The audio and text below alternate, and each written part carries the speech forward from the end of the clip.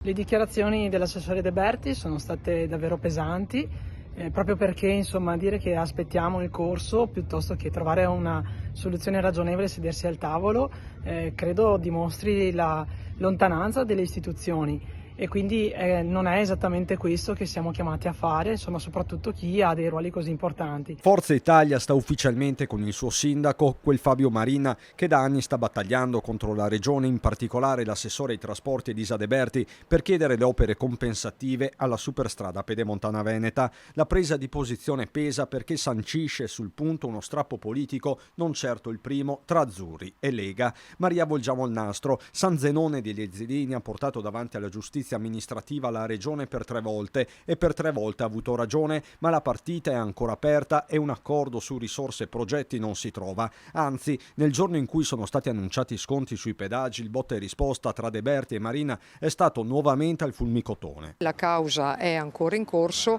aspettiamo l'esito e poi tireremo le somme, però io ogni tanto vedo le dichiarazioni del sindaco, ma non le voglio neanche commentare, parleremo solo una volta arrivati a sentenza. Mi sono reso conto ulteriormente che l'assessore De Berti non sa di cosa sta parlando.